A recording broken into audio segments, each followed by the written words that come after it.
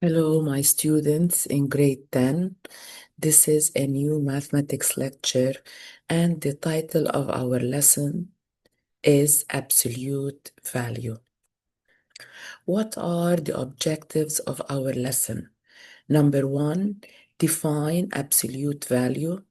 Two, identify properties of absolute value. Three, simplify an absolute value. Four, determine the distance between 2 points on an axis. Five, solve equations with absolute value. Six, solve inequations with absolute value. And seven, find the center, the length, and radius of an interval. Definition. First, what's absolute value? In mathematics, to define absolute value, I want you to look at this numerical axis or horizontal axis or number line. On this number line, we have all positive numbers to the right of the origin 0, and here I have all the negative numbers. On this axis, I locate points. Suppose I located a point on number which is -2, and I located a point on 2. So the first point, for example, which is A, is located on -2. If I wanted to say what's the distance between the origin O and A, the distance is absolute -2, which is 2. So the distance between the origin and A is 2. We take it as an absolute value. And the distance from the origin to a point located on 2 also is called an absolute 2, which is 2. So as you can see, whether the point is located on the negative side of the origin or the positive side of the origin, always its distance is positive. So always the number inside the absolute is taken outside the absolute as a positive value. So the absolute value of a real number x, we denote it by absolute x. So these two lines, we read them absolute x. It represents the distance from the origin to a point on the horizontal axis. We know that the distance is always positive, it's not a negative quantity. So the rule is always absolute x equal x if x is positive or greater than or equal 0, or it's equal to minus x if x is less than or equal 0. So this x inside can be positive or it can be negative. Properties of absolute value. If x is a real number, then absolute x is always greater than or equal 0, and absolute minus x is always equal to absolute x. The second property, absolute x is equal 0 if and only if x is equal to 0. So only if I have the value here inside, absolute 0 is equal to 0. For every real number x, if I have radical x squared, I always get it outside in an absolute. So radical x squared is equal to absolute x. Also, for every real number x, we have x is less than or equal absolute x. Always absolute x is equal to absolute y if and only if x is equal to y or x is equal to minus y. Also, this is used to solve equations with absolute. Always, whenever we have two absolute values equal to each others, then x is equal to y or x is equal to minus y. For every real number x, we have absolute x squared is equal to absolute x all of it squared, which is equal to x squared. Also, for every x and y belonging to R, x and y are real numbers, absolute x minus y is equal to absolute y minus x. If I subtract two numbers inside the absolute as x minus y, for example, 5 minus 3 is equal to absolute 2, which is 2. Also, 3 minus 5 is equal to minus 2. Absolute minus 2 is equal to 2, so these two are equal. For every x and y belongs to R, so x and y are real numbers, absolute x times y is equal to absolute x times absolute y. For every x and y, x belongs to R and y belongs to R star, absolute x over y as a fraction, we can split the absolute to absolute x over absolute y. So as an important remark, if I have two real numbers a and b, absolute a minus b is equal to a minus b if a is greater than or equal b. So if a is greater than or equal b, it gets outside as a minus b. And if a is less than b, it gets outside switched as b minus a. Suppose I have absolute x minus 2. It's equal to x minus 2 if x is greater than 2. It's equal to 0 if x is equal to 2 and is equal to minus x minus 2, which is mean 2 minus x. I get it outside switched if x is less than 2. Let's write the two numbers a and b without the absolute value sign. For example, a is equal to absolute radical 3 minus radical 2. So whenever I want to get this binomial outside the absolute, I compare the first number with the second number since I have a minus inside. If I have a plus, it's no problem. It gets outside as radical 3 plus radical 2. But since I have an absolute, I should compare radical 3 with radical 2. Whenever we compare radicals, we square both to get rid of the radical. So 3 is greater than 2. Now I say radical 3 is greater than radical 2. Since the first number is greater than the second number, it gets outside as radical 3 minus radical 2. So A is equal to radical 3 minus radical 2. B equal absolute 2 minus pi. Also, I compare 2 with pi. Pi is a 3.14 in math. So since 2 is less than pi, which is a 3.14, so this gets outside the absolute switched as pi minus 2. If I wanted to simplify the expressions, C equal radical 4x squared minus 12xy plus 9y squared. The expression inside the radical, we can factorize it using remarkable identity 2, which is a minus b all of it squared. So if I factorize it, I get 2x minus a 3y all of it squared. Now I have inside the radical a quantity squared, a binomial squared, so it gets outside of the radical inside absolute 2x minus a 3y. The expression d is equal to radical 2x squared minus 8x plus 8. We can see that between the three terms we have a common 2. So we take 2 as common and I get x squared minus 4x plus 4. I'm factorizing. Now x squared minus 4x plus 4, I can factorize it using remarkable identity 2. So radical 2 stays inside the radical and x minus 2 all of it squared gets outside in an absolute x minus 2. Now the distance between 2 points on a numerical axis. Let a and b be two real numbers. A and b are the abscissas of 2 points a and b on axis x prime or x. So a is the abscissa of a, where a is located on x prime x. It's located on minus 3. B is the abscissa of point b. It's located on 5. To get the distance between the 2 points a and b, always the distance is equal to absolute b minus a. So the distance between the 2 points A and B is denoted by distance AB and is given by AB, or distance AB is equal to absolute B minus A. So absolute 5 minus 3. So absolute 5 plus 3 is equal to 8.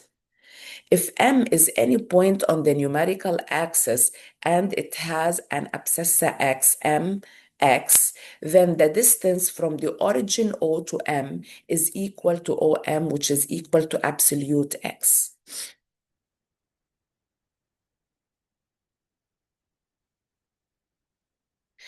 Now, now, as another example, suppose I have this numerical axis x prime x. On x prime x, I took 2 points A and B. A is located on 3 and B is located on -4. I wanted to get the distance OA. The distance OA is absolute x, which is absolute 3, it's equal to 3. The distance OB is absolute -4, which is equal to 4. Now the distance AB is equal to 3 minus -4, which is equal to 3 plus 4. Absolute 7 is equal to 7. Now, how can we solve equations with absolute value? How can we write an equation with an absolute value? So let E be an expression with variable x and A is a real number. If I write an equation, absolute E is equal to A. So this is an equation. Always when solving an equation, on the first side, I should have only absolute, and on the second side, I should have a number. This number A can be either positive or negative or 0. If A is negative, then the equation has no solution.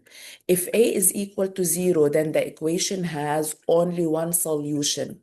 If A is greater than 0, then the equation has two solutions. E is equal to A or E is equal to -A. These are the solutions if A is positive.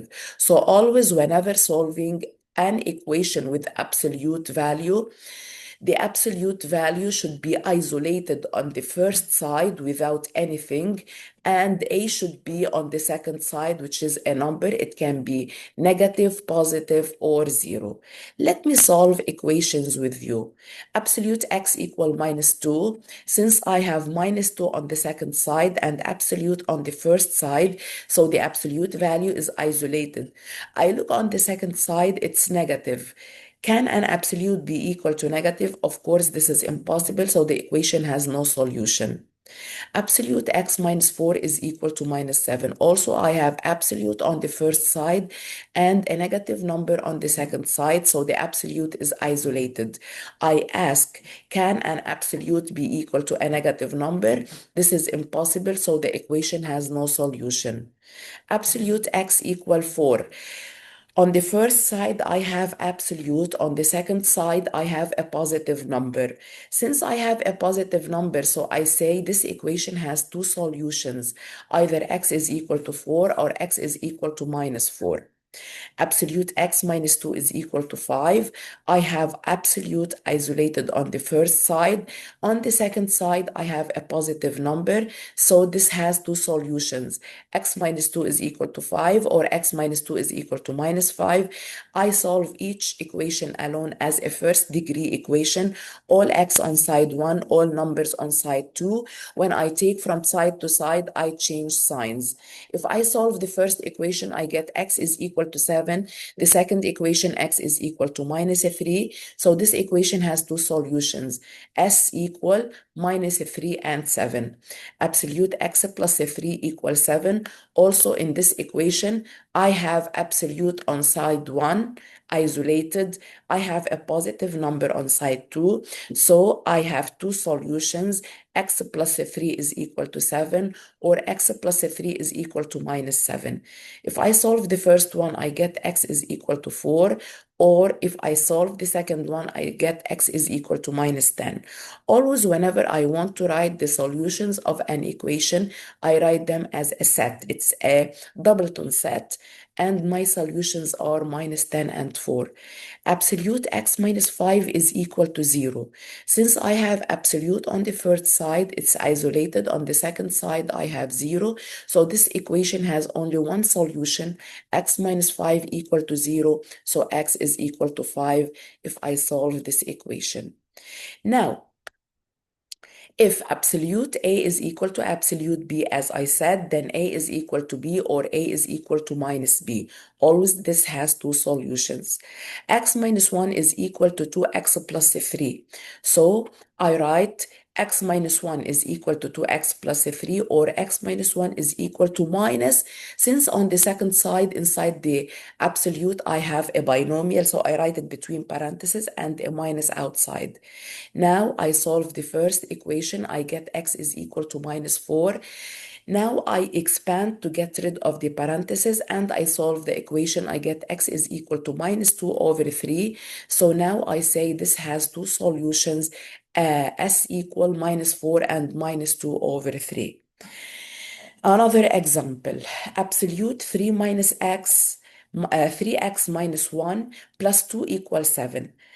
All the equations I solved before, always I checked if always on the first side I have absolute isolated. So whenever I'm solving an equation, I should make sure that the absolute is isolated on side 1. Always if it's equal to a positive number, I take two cases, then I solve each case to get the solutions. Now I ask in this equation, do I have only absolute, or is the absolute only isolated on side 1? No, with the absolute I have a plus 2. So before I take the cases, I should isolate the absolute on side 1 alone. So I write absolute 3x minus 1 equal 7, and I take the plus 2 to the second side, it becomes minus 2. So absolute 3x minus 1, 7 minus 2 is 5. Now in my equation, the absolute is isolated on side 1 and I have a positive number on side 2. So I say this equation has two solutions. Either 3x minus 1 is equal to 5 or 3x minus 1 is equal to minus 5. If I solve the first equation, I get x is equal to 2. The second equation, I get minus 4 over 3. So my solutions are minus 4 over 3 and 2. Also, this equation is not isolated, so I isolate x plus 7 on side 1, and I write 7 minus 12 on side 2. So x plus 7 is equal to minus 5. Can an absolute be equal to negative? No, so this is impossible. The equation has no solution. 1 minus 2 absolute x is equal to minus 7. Is my equation isolated? No. So I write minus 2x is equal to minus 7 minus 1. Still, my equation is not isolated. So I calculate side 2. Minus 2 absolute x is equal to minus 8. Minus 2 is a coefficient of the absolute. So I divide all the equation by minus 2. So absolute x is equal minus 8 over minus 2 is equal to 4. Now my equation is isolated. So either x is equal to 4 or x is equal to minus 4. My solutions are minus 4 and 4. Now let me talk about intervals. Always the set R, or the set of all real numbers in math, they start from minus infinity until plus infinity. So this set R is represented as an interval by minus infinity plus infinity. Always on the minus infinity, my interval is opened. When it is opened, the arms of the interval turn the back to the interval. Their back are to the interval. Also, on plus infinity, the interval is opened. So the interval's arms are turning their back to the interval. Suppose I have x is between a and b, or a less than or equal x less than or equal b. Always to get the interval of x is between a and b. So I write the solutions a, b, and I ask, here I have or equal on A. So my interval on A will be closed. Also, I have an equal on B. So my interval on B will be closed. So I write closed AB, and I also close it on B. This is called a closed interval. A less than X less than B, or X is between A and B without equals. So the interval is opened at A and it is opened at B. So always It's opened on A and B, turning their backs to A and B. Always when it's opened, it turns its back to the number. A less than or equal X less than B. This is my interval. It's closed on A since A there is an equal on it. B is opened, no equal on it. So I write AB closed on A, giving its arms to A and turning its arms to B because it is opened. X less than or equal A, this is going towards the negative or the minus infinity, and it is closed on A.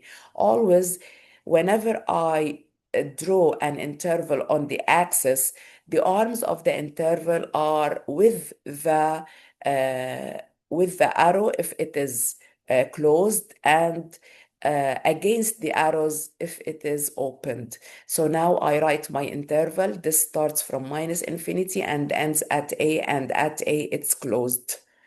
All these are the intervals. The intervals are very important because we will be writing these when solving inequations. Inequations and absolute value. How do I solve an inequation with an absolute value? Here I have four cases. If absolute X is less than A, so I have an absolute on side one of the inequality less than a number on the second side. Here, if A is positive, I take two cases, then X will be between minus A and A. So my interval will be between minus A, and it's opened on both. So I write, for example, absolute X plus 4 less than 7. On second side, I have positive. On first side, I have an interval. In between, I have less than. So I write X plus 4 is less than 7, or X plus 4 is greater than minus 7. When I write the second one as negative, I switch this. If it's less than, it becomes greater than. If it is greater than, it becomes less than. Now I solve the equation X plus 4 less than 7 as I solved equations. So all X on side 1, all numbers to side 2. Now, when my equation is simple, I look at the coefficient of X. Since the coefficient of X is positive, so I'm done. So X is less than 3 and X is greater than minus 11. I put my solutions on the number line. This is minus infinity, this is plus infinity. So my solutions are minus 11 and 11. On minus 11, do I have, it's greater than minus 11. So I draw my arrow going towards the plus infinity. On minus 11, do I have or equal? No. So my interval is turning its back to the arrow since it's an opened interval. On X less than 3, so it's going towards the minus infinity. Also, I have no or equal, so my interval turns its back to the arrow of 3. So this is the range of my solutions between minus 11 and 3.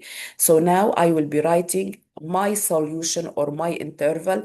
X belongs to opened on minus 3 since I have no or equal, minus 11, and 3 also it's opened since I have no or equal. So it's opened on both endpoints. If this A is negative, suppose I have absolute X plus 4 is less than minus 3. Of course, this is impossible since an absolute cannot be less than a negative number. So this equation has no solution. The same here, the same way of solving, but the difference is since I have or equal, I write closed intervals on the endpoints of my equation.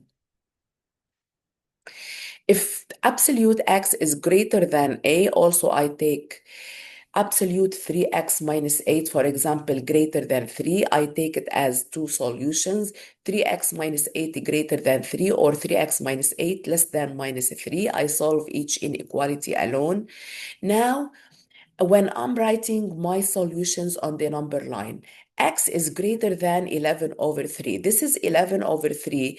Greater than, it's going towards the plus infinity, and the interval turns its back to the arrow since it's an open interval. X is less than 5 over 6. So this is 5 over 3. This is 5 over 3. It's going, since less than, it's going towards the negative infinity, and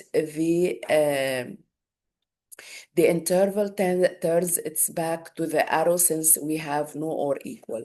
Now this is I will color my interval. Let me color for you my interval.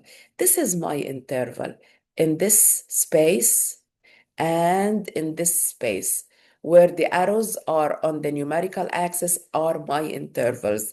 The first interval is from minus infinity opened to 5 over 3 opened, and from 11 over 3 opened to plus infinity opened. So since I want all the solutions here and all the solutions here, so I write a union in between. So minus infinity 5 over 3 opened in both, union 11 over 3 plus infinity opened on both. Now, if A is negative, can an absolute value be greater than negative? Yes, of course. And my solutions are from minus infinity to plus infinity, since always the absolute value is greater than a negative number. The second example is the same. So now I will go to the next one. Also here I have a solved example. Now, as a note, if I have interval and I want to get or to find the midpoint or the center of the interval AB, or the center or the midpoint of the interval AB, either it's opened or closed interval, to find the midpoint or the center of the interval, C equals A plus B over 2. For example, I want to get the center of this interval. So I write C equals A plus B over 2. This, of course, this is uh, here I have A plus B over 2. So I write minus 4 plus 10, it's 6 over 2, which is equal to 3. So the center of this interval is 3. Now the interval minus AA, if I have an interval, for example, from minus 5 to 5, it is centered on the origin, which is O, and so the radius of this interval is 5. The radius of this interval, to get the radius of this interval, R equal B minus A over 2. So R equal 10 minus 4 over 2, which is equal to 10 plus 4 over 2, which is equal to 7. So this is the rule of the center of the interval, and this is the rule of the radius of the interval. Now the length of the interval AB is equal to B minus A. So to get the length of an interval, it is B minus A. For example, if I want to calculate the length of this interval, so I write B minus A, so 10 minus 4, 10 plus 4 is equal to 14, which is the length of the interval. So this rule is for the center of an interval, this rule is for the length of an interval, and the last rule is the length of the radius of the interval. These three rules, you should study them, you should memorize them, they are very important. So this was our lesson, which talks about absolute value. I want you to watch the video and to practice the exercises. If you have any question, please contact me. Thank you.